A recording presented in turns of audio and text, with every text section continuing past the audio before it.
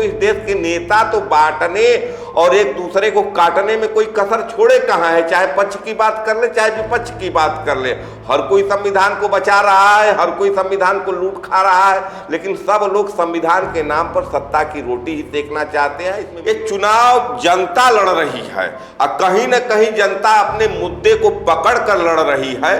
उस टीवी में क्या दिख रहा है, यूट्यूब चैनल पर क्या चल रहा है, अखबार क्या छाप रहे हैं, राजनेता क्या बयान दे रहे हैं, जनता इस पर ध्यान नहीं दे रही है। तो अभी हालिया बयान, अभी आपने जिक्र किया कि विपक्ष कह रहा है कि 400 पार सीटें इसलिए भाजपा ढूंढ रही है ताकि वह संविधान बदल दे, लेकिन नरेंद्र मोदी ने इस बयान को उल्टा कर दिया है और चुनाव को केंद्रित केवल भारतीय जनता पार्टी के ऊपर करते हुए उन्होंने कह दिया है कि संविधान बचाने के लिए हम 400 सीटें मांग रहे हैं, क्योंकि ये विपक्षी गठबंधन जो बना है कहीं ना कहीं वो लूट खाएंगे लोगों को, गरीबों का हक मार लेंगे।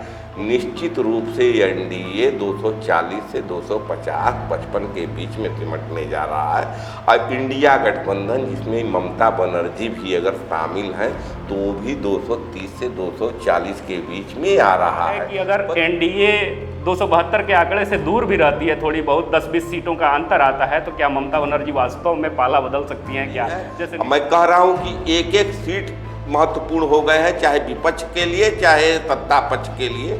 और यहाँ भारतीय जनता पार्टी जैसी पार्टी भी माफियाओं का साथ लेने में भी गुरेज नहीं कर रही है।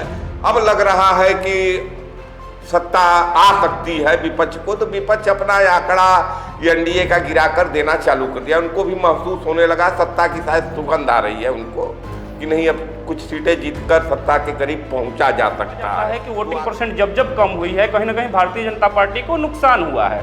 इसको आप किस रूप में देखते हैं? विपक्ष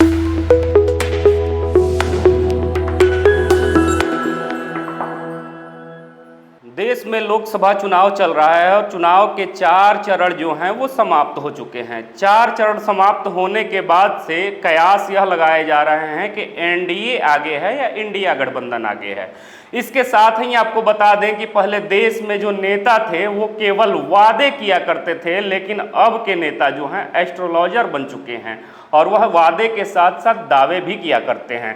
तमाम ऐसे रिपोर्ट्स आए हैं, लेकिन हम जो पहले बात करेंगे कि 4 चरण होने के बाद से देश में इस समय राजनीतिक माहौल क्या चल रहा है। इस मुद्दे पे बात करने के लिए हमारे साथ हमारे चीफ एडिटर पंकज उपस्थित हैं। पंकज, सबसे पहले तो यह जानना चाहेंगे आपसे कि 4 चरण के जो चुनाव हुए और उसके बाद वर्तमान का माहौल क्या चल रहा है? विश्वजीत, देखिए, जब ये चुनाव शुरू हुआ था, हम आपको ले चलेंगे 22 जनवरी को, जब अयोध्या में श्री राम मंदिर का उद्घाटन हुआ था, और उसके बाद 28 जनवरी को जब इंडिया गठबंधन के मतलब शिल्पकार नीतीश कुमार पलटी मारकर जब एनडीए में चले जाते हैं, तो उस समय के माहौल से और जो 4 चरण समाप्त हो चुके हैं, माहौल एकदम बदल चुका है। अब मैं बस इतना ही कहूँगा कि आज के तारीख में जनवरी वाली स्थिति नहीं है, कहीं न कहीं आज बराबरी की लड़ाई चल रही है। अब कोई भी कुछ भविष्यवाणी करने की स्थिति में नहीं है। अब मैं कह रहा हूँ कि एक एक सीट महत्वपूर्ण हो गए हैं, चाहे विपक्ष के लिए चाहे सत्ता पक्ष के लिए। और यहाँ भारतीय जनता पार्टी जैसी पार्टी भी माफियाओं का साथ लेने में भी गुरेज नहीं कर रही है।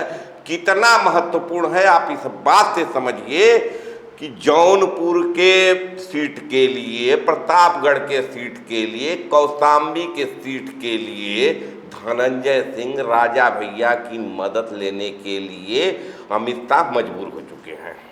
आपने अभी जिक्र किया कि राम मंदिर शिलान्यास से शुरू हुआ, इंडिया गठबंधन के गठन की भी आपने चर्चा कर दिया, साथ ही बताया कि भविष्यवाणी करने के लिए कोई भी जो है वो तैयार नहीं है। लेकिन मैं हालिया रिपोर्ट के आधार पर बता दूं कि तमाम विपक्ष के नेता हों, चाहे मैं लालू प्रसाद यादव की बात कर लूं, ममता बनर्जी की बात कर लूं, अरविंद केजरीवाल या अखिलेश यादव और तेजस्वी यादव की ही बात कर लूँ, या फिर राहुल गांधी की बात करूँ, उन लोगों ने अपने बिहाफ से लगातार एनडीए गठबंधन को सीटें देना तय कर दिया है कि एनडीए गठबंधन, कोई कह रहा है कि 150, कोई कह रहा है 250, कोई कह रहा है 300, कोई 100 तक भी आ गया है, कोई 180 तक आया है। उसके एवज में भारतीय जनता पार्टी लगातार 400 पार का नारा दे रही थी। हालांकि हालिया बयान में देखा जाए तो यह नारा चूंकि कम हो गया है। मैं जिस रिपोर्ट की बात कर रहा हूँ उस रिपोर्ट में मैं बात करूँ तो केजरीवाल ने हाल ही में बयान दिया कि 220 से 230 सीटें जो है एनडीए जीतेंगी। राहुल गांधी 150 सीटें बता रहे हैं, लालू यादव 200 से कम बता रहे हैं, ममता बनर्जी भी 200 से कम, शशि थरूर की बात करें तो वो 300 से कम बता रहे हैं, जबकि संजय राउत 200 और तेजस्वी यादव 100 सीटें बता रहे हैं। तो इसको दावा ना कहा जाए, भविष्यवाणी ना कहा जाए तो आखिर क्या कहा जाए? देखिए, दावा भविष्यवाणी राजनीति में जो विश्वजीत आप समझने की कोशिश कीजिए कि अपने कार्यकर्ताओं का उत्साह बढ़ाने के लिए जो राजनीतिक पार्टियां हैं वो एक लंबी लकीर खींचती हैं।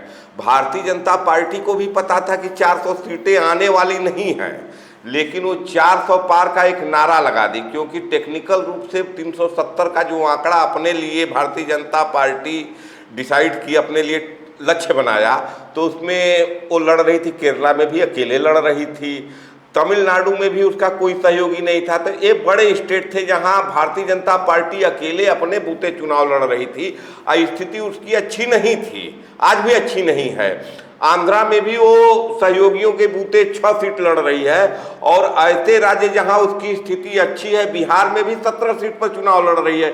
यही हाल उसका महाराष्ट्र में भी है कि महाराष्ट्र में भी वो आधे से कुछ सीट ज़्यादा लड़ रही है। तो 370 का टारगेट तो उसके लिए भी नहीं था, लेकिन अपने कार्यकर्ताओं का मनोबल बढ़ाने के लिए और विपक्ष को डराने के लिए भारतीय जनता पार्टी ने रणनीतिक रूप से एक लंबी लकीर खींच दी, लेकिन उनकी रणनीति फेल होती हुई दिखी, और उनकी लंबी लकीर ही उनको छोटा करने का प्रयास कर दिया। जिस ढंग से विपक्ष ने उनके लंबे लकीर को मुद्दों में बताया कि 400 के पार संविधान बदलने के लिए एक मामला उठा दिया, तो इस ढंग से विपक्ष भी अब लग रहा है कि सत्ता आ सकती है विपक्ष को। तो विपक्ष अपना आंकड़ा एनडीए का गिराकर देना चालू कर दिया। उनको भी महसूस होने लगा सत्ता की शायद सुगंध आ रही है उनको, कि नहीं अब कुछ सीटें जीतकर सत्ता के करीब पहुंचा जा सकता है। तो आखिरी 3 चरण में वो बची कुछ ही सीट पर अपना मनोबल हाई रखने के लिए इस ढंग के बयान चाहे विपक्ष के जितने भी नेता हैं सब दे रहे हैं। अच्छा, अभी आपने बताया कि हर पार्टियां जो हैं 400 पार का नारा दें या अपने कार्यकर्ताओं का मनोबल बढ़ाने के लिए अलग अलग वादे और दावे करती हुई नजर आती हैं। एक तरफ हम बात करें, यदि गौर करें तो चुनाव से ठीक पहले जो था वो मुद्दों पे चर्चा हो रही थी, तमाम गठबंधन बनाए जा रहे थे, कहे जा रहे थे कि महंगाई, बेरोजगारी, इन सब की चर्चा होगी। लेकिन जैसे जैसे स्टेप बाय स्टेप जो है, फेज बाय फेज चुनाव चढ़ता गया, पहले चरण से लेकर चौथे चरण तक यदि आप देखेंगे तो बहुत बड़ा परिवर्तन देखने को मिला। महंगाई, रोजगार जैसे मुद्दे जो थे वो कन्वर्ट करने की कोशिश की गई। लगातार भारतीय जनता पार्टी या प्रधानमंत्री नरेंद्र मोदी जो हों, अपने हालिया बयानों में कभी मंगलसूत्र का बयान जोड़ते नजर आए, कभी हिंदू मुस्लिम जैसी तुष्टीकरण करते हुए नजर आए, या आगे देखा जाए तो अभी हालिया बयान, अभी आपने जिक्र किया कि विपक्ष कह रहा है कि 400 पार सीटें इसलिए भाजपा ढूंढ रही है ताकि वह संविधान बदल दे। लेकिन नरेंद्र मोदी ने इस बयान को उल्टा कर दिया है और चुनाव को केंद्रित केवल भारतीय जनता पार्टी के ऊपर करते हुए उन्होंने कह दिया है कि संविधान बचाने के लिए हम 400 सीटें मांग रहे हैं, क्योंकि ये विपक्षी गठबंधन जो बना है कहीं ना कहीं वो लूट खाएंगे लोगों को, गरीबों का हक मार लेंगे। तो क्या लगता है आपको कि भारतीय जनता पार्टी अपने पिच पर बैटिंग कराना चाहती है विपक्ष को, क्योंकि 4 चरण के बाद मात्र 3 चरण ही बचे हैं, परिस्थितियां कुछ भी हो सकती हैं? देखिए विश्वजीत, मैं इसमें सत्ता पक्ष और विपक्ष दोनों की भूमिका की समीक्षा करूंगा, साथ ही समीक्षा करूंगा मीडिया के भी भूमिका की। आपने कहा कि चुनाव जब शुरू हुआ तो महंगाई, बेरोजगारी जैसे मुद्दे थे, शिक्षा, स्वास्थ्य सब मुद्दे थे, लेकिन कहीं ना कहीं नेगेटिव मुद्दे हावी होते गए। तो ये नेगेटिव मुद्दे जो हावी हुए हैं, नेताओं के बयानों में हावी हुए हैं, मीडिया इनको हाईलाइट भी करने का काम किया है। लेकिन आप तो विश्वजीत ग्राउंड पर रिपोर्टिंग करते हैं, आप खुद फील्ड में घूमते रहते हैं, आप जनता के बीच में क्या मुद्दा है आपको दिखा है? ये चुनाव जनता लड़ रही है और कहीं न कहीं जनता अपने मुद्दे को पकड़ कर लड़ रही है। उस टीवी में क्या दिख रहा है, यूट्यूब चैनल पर क्या चल रहा है, अखबार क्या छाप रहे हैं, राजनेता क्या बयान दे रहे हैं, जनता इस पर ध्यान नहीं दे रही है। और कहीं न कहीं ये चुनाव जनता लड़ रही है।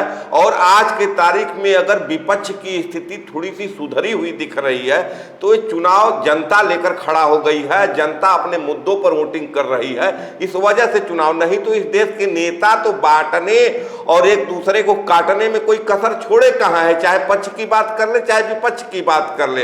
हर कोई संविधान को बचा रहा है, हर कोई संविधान को लूट खा रहा है, लेकिन सब लोग संविधान के नाम पर सत्ता की रोटी ही सेकना चाहते हैं। इसमें मीडिया की भी भूमिका बहुत ही अहम है, शुरू से ही है। पब्लिक के बीच में भी माहौल बिगड़ गया है। आप भी ग्राउंड में जाते हैं तो आपको भी सुनने को मिलता है कि पब्लिक कहते हैं अरे दलाल मीडिया हो, चलो हटो। तो इस ढंग का जो बयान है, लेकिन चुनाव मुद्दों पर ही हो रहा है, पब्लिक मुद्दों पर ही वोट कर रही है। अच्छा, निश्चय ही यह कहा जा सकता है क्योंकि जब विपक्ष के दल बनाए गए थे, इंडिया गठबंधन बनाया गया था जिसकी नींव नीतीश कुमार को माना जाता है, और नीतीश कुमार जब इंडिया गठबंधन छोड़कर एनडीए में शामिल हुए तो विपक्ष कहीं ना कहीं अपने आप को ठगा महसूस कर रहा था, कमजोर महसूस कर रहा था। लेकिन 4 चरण के बाद एक चीज़ें देखने को मिल रही हैं कि विपक्ष इस समय काफ़ी उत्साहित नजर आ रहा है। इसका कारण यह भी हो सकता है क्योंकि लगातार देखा जा रहा है कि 2024 में जो है वोटिंग परसेंटेज जो है वो कम होती नजर आ रही है, और कहा जाता है कि वोटिंग परसेंट जब जब कम हुई है कहीं ना कहीं भारतीय जनता पार्टी को नुकसान हुआ है। इसको आप किस रूप में देखते हैं? विपक्ष उत्साहित है, कितनी सीटें पाने जा रहा है, क्या सरकार बदलने वाली है इस वजह से उत्साहित है, या केवल एक धुरी पर ला करके भारतीय जनता पार्टी या एनडीए को पटकने की कोशिश की जा रही है? देखिए, विपक्ष में जो कांग्रेस पार्टी को छोड़ दे विश्वजीत, तो हर पार्टी कहीं ना कहीं क्षेत्रीय ही है। भले ही आम आदमी पार्टी को राष्ट्रीय पार्टी का दर्जा है, लेकिन उनका भी जनाधार पंजाब में है, दिल्ली में है, हल्का फुल्का गुजरात हरियाणा में है। तो कोई बहुत बड़े जनाधार वाली कोई भी पार्टी नहीं है। तेजस्वी की पार्टी बिहार में है, अखिलेश की पार्टी यूपी में है, ममता पश्चिम बंगाल में है। तो छोटे छोटे यहाँ के दल हैं और वहाँ के लोकल मुद्दे। लेकिन जो चुनाव चला था, जो चुनाव जिस वे में चला था, जिस ढंग से चला था, आज विपक्ष कहीं ना कहीं नीतीश के जाने के बाद भी अगर खड़ा है तो वो चिंगारी निकली है बिहार से। तेजस्वी यादव एक युवा नेता के रूप में मैं क्रेडिट दूंगा, उनको स्पष्ट क्रेडिट दूंगा कि विपक्ष को जो गठबंधन है उसको अगर संगठित रहने का, उनको मंच देने का, उनको आवाज देने का अगर कोई काम कहीं से निकला है, कोई आधार बना है तो तेजस्वी बने हैं। और तेजस्वी आज भी अपने मुद्दे पर कायम है। वो आज भी बिहार में कम से कम 150 के लगभग रैलियां कर चुके हैं और उनका मुद्दा स्पष्ट है, वो रोजगार पर बात कर रहे हैं। और तेजस्वी के रैली से ही जो आवाज निकली है कहीं न कहीं वो विपक्ष के लिए टॉनिक का काम की है। और मैं एक बात और स्पष्ट जोड़ना चाहूँगा, मैं दूसरे चरण की वोटिंग के बाद भारतीय जनता पार्टी की जो रणनीति है उस पर मैं स्पेशल चर्चा करना चाहूँगा। दूसरे चरण की वोटिंग के बाद जब मंगलसूत्र वगैरह का ये सब प्रयोग आया और जिस ढंग से कम्युनल प्रयोग करना, मतलब सांप्रदायिक ध्रुवीकरण का प्रयास सत्ता पक्ष के द्वारा किया गया, तो कहीं न कहीं विपक्ष जो कि शुरू से ही जब नीतीश कुमार गठबंधन बनाए थे तो उसके पहले जातिगत जनगणना कराए थे बिहार में, और जातिगत जनगणना एक मुद्दा शुरू से ही रहा। सत्ता पक्ष का लाख प्रयास रहा कि सांप्रदायिक ध्रुवीकरण हो, लेकिन इस सांप्रदायिक ध्रुवीकरण न होकर एक तरह से चुनाव जातिगत ध्रुवीकरण पर सिमट कर रह गया। मैं चर्चा में लूंगा अखिलेश को भी। अखिलेश पर भी आरोप लगता है कि यादवों की पार्टी है, मुस्लिमों की पार्टी है, और ज़्यादातर सांसदों का टिकट यादवों और मुस्लिमों को मिलता है। लेकिन इस चुनाव में ये देखिए कि 5 यादव जो लड़ रहे हैं समाजवादी पार्टी से, वो अखिलेश यादव के परिवार से है। बाकी अन्य जितने भी ओबीसी जातियां हैं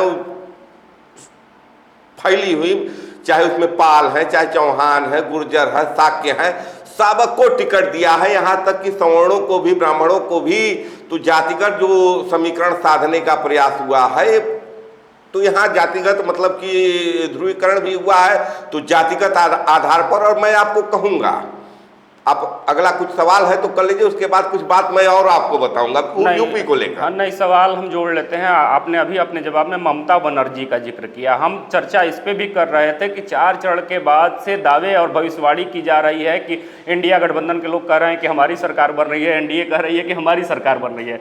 इन सब के बीच पश्चिम बंगाल के कांग्रेस के नेता अधीर रंजन चौधरी का एक बयान, हालिया बयान आया है। अधीर रंजन चौधरी ने साफ तौर पे ममता बनर्जी को टारगेट करते हुए यह कहा है कि अगर एनडीए जो है 272 सीटों के आंकड़े से थोड़ी बहुत दूर भी रहती है तो ममता बनर्जी कहीं ना कहीं एनडीए को ही समर्थन करेंगी, मुझे ममता बनर्जी पे भरोसा नहीं है। तो क्या लगता है कि अगर एनडीए 272 के आंकड़े से दूर भी रहती है, थोड़ी बहुत 10-20 सीटों का अंतर आता है, तो क्या ममता बनर्जी वास्तव में पाला बदल सकती हैं क्या? जैसे नीतीश कुमार ने बदला, अन्य नेता भी बदल रहे हैं पार्टियां। देखिए, अब परिणाम आने के बाद क्या होगा, देखिए चर्चा तो प्रधानमंत्री भी कह दिए कि शरद पवार जी से हम चाहेंगे कि वो आ जाएं एनडीए में बीच चुनाव में, जबकि आमने सामने की लड़ाई है। रही बात अधीर रंजन चौधरी की, तो बंगाल में कांग्रेस पार्टी अपनी जमीन खो चुकी है, लेकिन बहरामपुर में आज भी अधीर रंजन चौधरी वहाँ के सांसद हैं और कहीं न कहीं उनकी अपनी सीट फंसी हुई है। क्रिकेटर यूसुफ पठान से लड़ रहे हैं और कहीं न कहीं आज उनका जो भी बयान है वो अपने सीट तक ही सिमट कर रह गया है। आप भले ही विपक्ष के नेता भी रहे हैं शायद, शायद, लेकिन विपक्ष के नेता रहते हुए भी कांग्रेस पार्टी के मतलब कि सेंट्रल की राजनीति में किसी भी प्रदेश में अधीर रंजन चौधरी की कोई भी पार्टिसिपेशन नहीं देखने को मिला है। तो निश्चित रूप से वो अपने सीट की लड़ाई लड़ रहे हैं और उनका बयान उसी परिप्रेक्ष्य में लेना चाहिए। 4 जून के परिणाम के बाद क्या एक नया एनडीए बनेगा, नए ढंग से एनडीए का संयोजन होगा या इंडिया गठबंधन का विस्तार होगा, नीतीश कुमार वापस पलटकर इंडिया गठबंधन में आएंगे, ये सब बात की बात है। पहले 4 तारीख तक अभी 3 चरण की जो वोटिंग है, चर्चा उसी पर होनी चाहिए। 4 जून के बाद परिणाम क्या आएंगे यह तो देखने वाली बात होगी, किसकी सरकार बनेगी। हम आपसे जान लेते हैं, यदि बात करें तो जब 7वां चरण समाप्त होगा तो आपको क्या लगता है कि एनडीए कितनी सीटें जीतेंगी और इंडिया गठबंधन को कितनी सीटें मिलेंगी? इस पे चर्चा करते हुए, इसका जवाब देते हुए, जो आपकी बातें अधूरी रह गई थी, आप उस बातों पर चर्चा कर सकते हैं। देखिए, जो पहले तो जो मेरी बात अधूरी थी उस पर चर्चा करने आप सीट भी पूछ दिए, तो सीटों का जो एक आंकड़ा है, निश्चित रूप से आज के तारीख में कोई भी आंकड़ा, कोई भी विश्लेषक बताने की स्थिति में नहीं है। लेकिन निश्चित रूप से लड़ाई जो है ना, ये लड़ाई एकदम कांटे की हो चुकी है। आज चुनाव जब शुरू हुआ था तो 4 स्टेट बड़े ही महत्वपूर्ण थे। उसमें बंगाल भी था, उसमें बिहार भी था, उसमें महाराष्ट्र भी था, उसमें कर्नाटका था। लेकिन जो मैं अपनी बात अधूरी छोड़ा हूँ, वो बात वहीं आ जाती है उत्तर प्रदेश में, कि उत्तर प्रदेश में 4 चरण में 39 सीटों पर वोटिंग हुई है। अब बाकी रह गई है 41 सीट, और 41 सीट कहीं न कहीं निर्णायक होने वाली है। ये पूर्वोत्तर की सीटें हैं, प्रधानमंत्री खुद पूर्वांचल से लड़ते हैं। तो मैं इन्हीं सीटों पर बात कर रहा हूँ कि इन सीटों पर जो केमिस्ट्री देखने को मिली है, विशेषकर मैं चर्चा करूंगा बहुजन समाज पार्टी की, कि बहुजन समाज पार्टी जिनको चाहे जिस भी वजह से बीच में पहले दूसरे चरण में जिस ढंग की एक्टिविटी थी बसपा की, उस एक्टिविटी पर भी रोक लगाया जा चुका है। अब क्या वजह है, लोग कह रहे हैं उसके बाद ये लड़ाई मतलब देखिए सीधे आमने और सामने की हो गई है पब्लिक के बीच में। या तो लोग मोदी को लाने के लिए वोट कर रहे हैं या तो मोदी को हराने के लिए वोट कर रहे हैं। और इसका फायदा ये मिल रहा है कि विपक्ष का वोट बट नहीं रहा है। इस वजह से लड़ाई बड़े ही कांटे की है। और आपने आंकड़ा भी पूछा है, तो मैं आपको बता देता हूँ। मेरे हिसाब से चुनाव परिणाम जो आएगा, खैर आंकड़ा ऊपर नीचे होता रहेगा, एनडीए को, पूरे एनडीए को मैं बात कर रहा हूँ कि पूर्ण बहुमत नहीं मिलने जा रहा है। निश्चित रूप से एनडीए 240 से 250-55 के बीच में सिमटने जा रहा है। और इंडिया गठबंधन जिसमें ममता बनर्जी भी अगर शामिल हैं तो वो भी 230 से 240 के बीच में आ रहा है। बची हुई सीटों पर नवीन पटनायक की पार्टी है, जगन मोहन रेड्डी की पार्टी है, कुछ अन्य निर्दलीय भी हो सकता है परिणाम में आ जाए। तो सीटों का समीकरण यही होने वाला है।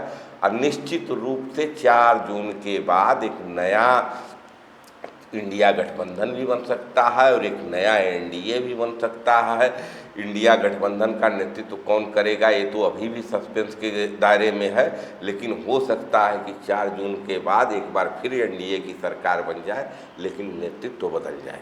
अभी हम लोग चर्चा कर रहे थे देश में आम चुनाव की, जिसमें से 4 चरण की वोटिंग जो है समाप्त हो चुकी है। कहने को तो आम चुनाव है जिसमें मुद्दे होने चाहिए जेन्युइन, रोटी कपड़ा मकान, शिक्षा, स्वास्थ्य और रोजगार। लेकिन यह चुनाव आप भी देख रहे होंगे कि किस प्रकार से राम मंदिर के मुद्दे से होता हुआ मंगलसूत्र जैसे बयान पे, राम मंदिर पे बाबरी का ताला लग जाने से लेकर के आरक्षण पे आकर अभी केंद्रित हो चुका है। देखना बड़ा दिलचस्प होगा कि अगले जो बचे हुए 3 चरण हैं उसमें यह राजनीतिक रंग किस प्रकार का रंग दिखाता हुआ नजर आता है। इस राजनीति के रंग हजार दिखते हुए नजर आ रहे हैं। आने वाले समय में और भी मुद्दों पे हम चर्चा करते रहेंगे और अपडेट आपको देते रहेंगे। तब तक देखते रहिए खबरों खिलाड़ी। जय हिंद, जय भारत।